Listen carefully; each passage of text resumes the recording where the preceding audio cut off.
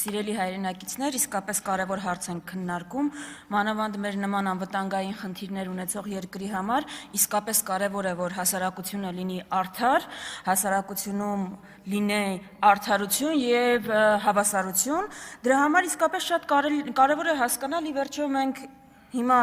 պայքարում ենք կոռուպցիայի դեմ, թե մի քիչ ուրիշ ուղղությամբ ենք շարունակում, ես փաստերով փորձեմ ցույց տալ, բայց միջև այդ ռեպլիկի կարգով ես ուզում եմ մեր հանրության ուշադրությունը հրավիրել են պարզ հանգամանքին, որ այս 7 արդեն 8-րդ տարվա ընթացքում այս իշխանությունը տենց էլ չկողմնորոշվեց, ի վերջո մենք ընդդիմադիրներս միլիոնների թալանած ու դրա մեջ լող տվող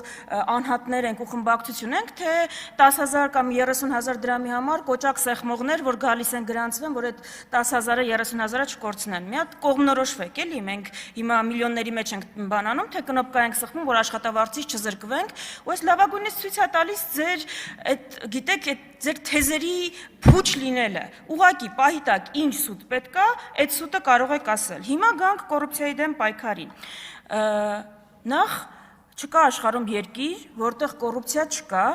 եւ Հայաստանը բացառություն չի ու չի կարող լինել, եւ չկա աշխարհում երկիր, ով այսինքն ստեղծվել է, այդ իր ճանապարհը անցել է ու չի անցել են ամեն ինչի միջով, ինչ մենք ենք անցել։ Ու մինչև 2018 թվականը մեր պատմությունը գնալով բարելավող պատմություն էր։ Այսինքն նաև այս ասպարեզում կարելի էր բողոքել տեմպերից, այո, բայց մենք 90-ականներին ավելի վատ վիճակում էինք, 2000-ականների 90-ականների համեմատ ավելի լավ վիճակում էինք, 2010-ականներին 2000-ականների համեմատ ավելի լավ վիճակում էինք ու մինչև 18 թվականը։ 18-ին այս մարդիկ եկան, խոստացան արմատախիլ անել կոռուպցիան, որևէ այդպիսի դրվագ դուք չեք տեսնի։ Հիմա եկեք միասին տեսնենք, այս մարդիկ արմատախիլ են արել կոռուպցիան, թե փաթեթավորել են կոռուպցիան, թե այնպես են արել կոռուպցիան, որ ինքը բացահայտելը ավելի դժվար լինի ու ավելի աննկատ դառնա ու ավելի համակարգային դառնա ու ավելի գրագետ դառնա ու արդյոք մեր ժողովրդի պայքարը դրա համար էր։ Այստեղ զեկուցում է կոմիտեի նախագահը, որ անցած տարվա արդյունքների մասին ու ես պարզ թվերով ուղղակի ցույց տամ, էլի 2025-ին քննվել է կոմիտեում, այսինքն նախաձեռնվել է 2500 վարույթ, ավարտվել է 890-ը։ Այդ 890-ից ես վստահ եմ, տասնյակների մասին դուք հմեկով ահասարսուռ ռեպորտաժներ եք տեսել։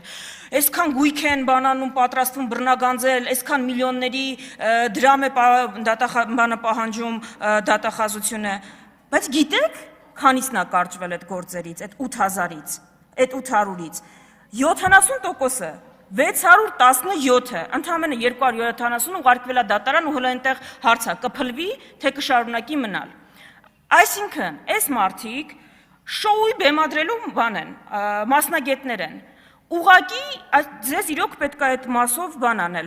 կրեդիտներ տալ, դուք իսկապես բրենդինգի ու շոուի մասնագետներ եք։ Ինչ ձեզ տան, շոու կսարքեք դրանից։ Նես կփաթեթավորեք ու կբրենդավորեք, որ մարդ զարմացած կմնա։ Հիմա գալիս ենք այս իշխանության, ապօրինի գույքից խոսենք։ Ինչ են մեզ ասում, գալիս են այստեղ կարդում են այս վարույթներից մի հատվածներ ու ասում են տեսեք ինչ թալանա տեղ ունեցել, դատարանի վճիռները չկան, որևէ բան ապացույցված չի, մեծ մասը դրանք դատարանում փլվում են։ Հիմա մարդիկ, դուք այդ հայտարարություններն եք լսում, բայց մարդկանց բացատրությունները այդ հայտարարությունների մասին չեք լսում, այս վերջերս նույն Լևոն Մկրտչյանի գործով, ինչա մարդը ասում։ Պարզ մի նախադասություն ուղղակի 2025 թվականի դեկտեմբեր ամսին անհասկանալի պայմաններում որոշվում է, որ ինձնից մի թիվ պետք է գանձվի։ 2026-ի հունվար ամսին 10 անգամ ավել թվով հայց է ներկայացվում դատարան։ 26-ի մարտի 2-ին հանդես է գալիս հրապարակային հայտարարություն, որում գումարի չափը բոլորովին այլ է։ Սիրելի քաղաքացիներ, ինչի մասին է այս խոսում։ Խոսում է նախընտրական տենդի մասին։ Ինչ է տեղի ունեցել։ Այս մարդիկ եկել են խոստումով կոռուպցիան արմատախիլ անելու, կոռուպցիոներներին նստեցնելու, որևէ բան չեն արել, եկել է ընտրություն, դուք իրենց հարցնում եք, բայց ձեր խոստումները ինչ եղան, 6 ամիս առաջ ոտու ձեռ ընկած, այսպիսի փնթի գործեր են հրապարակում, հմեկը ռեպորտաժներ է պատրաստում, այն կարգի փնթի, որ մեկի գործի մեջ copy paste կա, լրիվ ուրիշ մարդու գործը։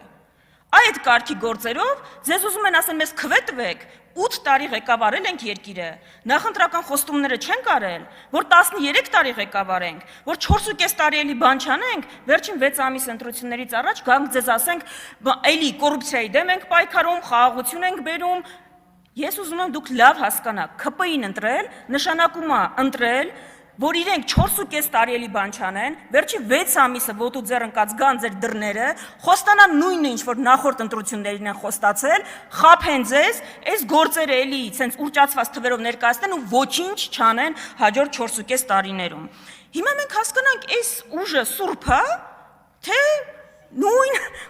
այսինքն նույն կոռուպցիայի մեջ թաթախված բանն է, ուժն է, ուղղակի բրենդավորել են դա։ Գիտեք, ձեզ որևէ մեկը կոռուպցիայի դեմ պայքարին ոչ մի բան չէր կարող ասել։ Ես անձամբ իմ ընտանիքի որևէ անդամի անգամ չեմ պաշտպանի, եթե որևէ այդպիսի գործում թաթախված լինի։ Բայց ձերը կոռուպցիայի դեմ պայքար չի, ձերը քաղաքական վրեժխնդրություն է։ Դուք կոռուպցիոն գործերը հարցում են մենակ նրանց նկատմամբ, այսինքն հիմնականում նրանց նկատմամբ, ով ձեր դեմ ակտիվ խոսում է։ Հովիկ Աղազարյանի դեմ կոռուպցիոն գործ հարուցվեց, ձեր հետ չհամաձայնվելուց հետո։ Մի երկու դեպք կա, որ ձեր նախկին թիմակիցներ իրանք խավության նոխազներն են։ Իրանք են դերակատարություն են անում, որ ձեր դեմքը պիտի լվան, որ դուք գաք այս ամբիոնից ասեք մենք հոմենակ ընդդիմադիրների դեմ չենք պայքարում։ Ասենք կոռուպցիայի դեմ եք ուզում պայքարեք, հակակոռուպցիոն կոմիտեի նախագահ, ով ձեզ որևէ բան կասեր, եթե ընդդիմադիրների շարքում լիներ Սերգեյ Բագրատյանը։ Սերգեյ Բագրատյանի կնոջ հանքից ինչ կա։ Ինչ կա։ Հետքին դատի տվեք, հետքի քննություն, մի բան արեք, մի անհանգստացեք, հիմա,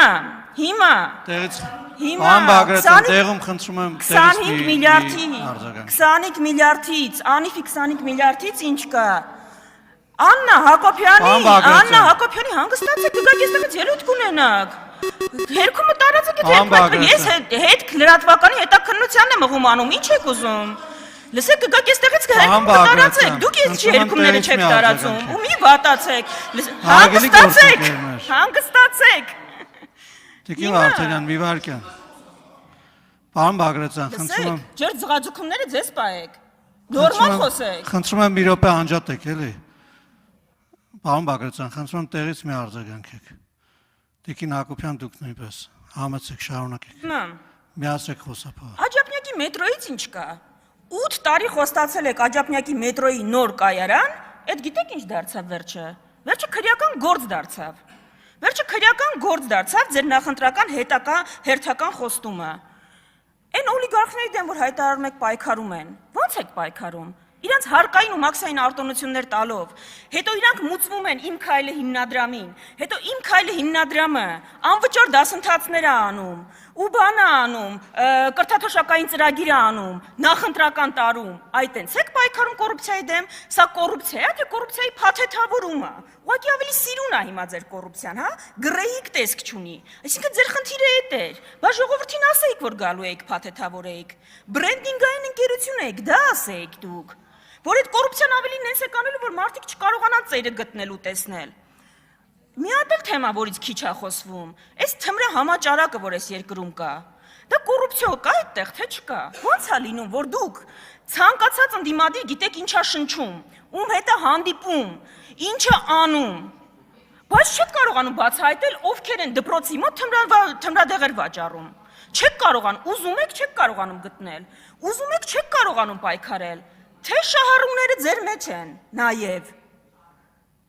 Ուզում եք չեք կարողանում գտնել այդ մարդկանց, այսինքն Հայաստանում կա մի հատ տենց բիզնես կայացած համակարգ կա, իշխանությունը չի կարող բացահայտի, ընդդիմադիրը գնում է Գյումրի, իրանք դիմավորում են այնտեղ, ուժայինները։ Հիմա ես նաև վերջում անդրադառնամ էլի այս ասֆալտը, այն ասֆալտը, որը դուք հպարտանում եք, 8 միլիարդը ընդհանրապես ձեր վարկը, որ այդքան փաթաթել եք բոլորիս վզին, լավագույն ապացույցն է, 8 միլիարդով Հայաստանում հնարավոր էր նես տեսանելի արդյունք ունենալ, թիփեր կառուցել, ատոմակայաններ կառուցել, ինչ է կարել այդ, ուր է փոշիացել, հեսա գալու են ասեն դպրոց են կառուցել, դպրոց կառուցել, բայց բյուջեի աճով ինչ է կարել, այդ ձեր պարտավորությունն է, որ մի կառավարությունը դպրոց չի կառուցել, այսինքն այդ միլիարդավոր է, որ վերցրել եք, ձեզնից շատ ենք երևի կառուցել։ Հիմա, եւ այս ջղաձգումների մասին, երեկվա, այսօրվա, ես չեմ հասկանում, ձեր խնդիրը որն է, Գյումրիի ընտրության արդյունքները դուք չեք բողոքարկել, Գյումրիում հակաօրինական բան է տեղի ունեցել, ինչի դեմ եք պայքարում, ինչը թույլ չեք տալու, թող Փաշինյանը հրովարտակ արձակի, Որ Հայաստանում արգելված են, ինձ ընդհատել են, հիմա կավարտեմ։ Որ Ես եմ որոշում իմ հետ տենց խոսալ, տիկին Վարդանյան, չի կարելի։ Այսինքն շուռ գալ ձեռքով ինձ ասել, ինձ ընդհատել են, ես հեսա կավարտեմ, ավարտվեց ձեր ելույթը, նստեք ձեր տեղը։ Այսինքն դա նշանակում է, որ բանախոսը պետքա շուռ գա ազգային ժողովի նախագահին ձեռով անի, ասի ես կորոշեմ։ Ուրեմն ես եմ ստեղ որոշելու, ազատեք ամբյոնը։ Հովիկ Աղազարյան, համեցեք։ Պարոն Բագրատյան, լռություն, պարոն Խաչատրյան, լռություն, խնդրեմ պարոն Աղազարյան, համեցեք, պարոն Բագրատյան,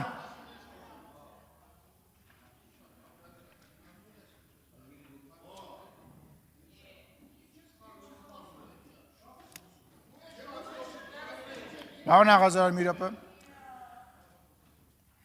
պարոն Ղազարյան, պետք չի ինձ պաշտպանել պարոն Բագրատյանից։ Պարոն Ղազարյան, դուք էլ լռեք, կլռեք, երբ որ ասում եմ լռեք, ուրեմն պետք է լռեք։ Սա ազգային ժողովի նիստերի դահլիճն է, ձեր հայաթը չի։ Դու խելոք մնա, այդ ինչ խոսալու ձև է։ Մի հատ հլը վերջացրեք այս սկանդալներ սարքելը։ Պարոն Ղազարյան, մի հատ լռեք դուք։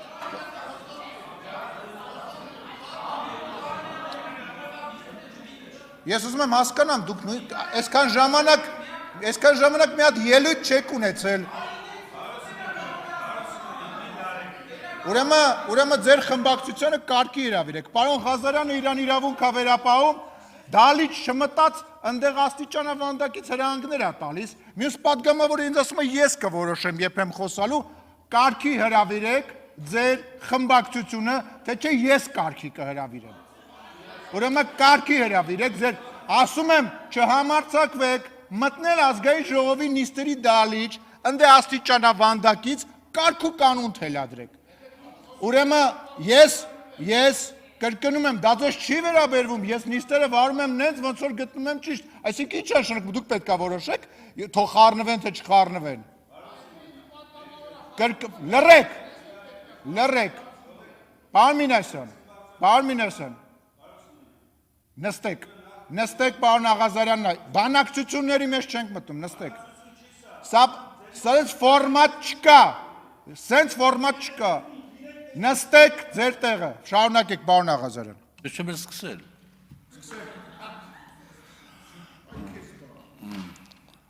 Հարգելի գործընկերներ, սիրելի ժողովուրդ,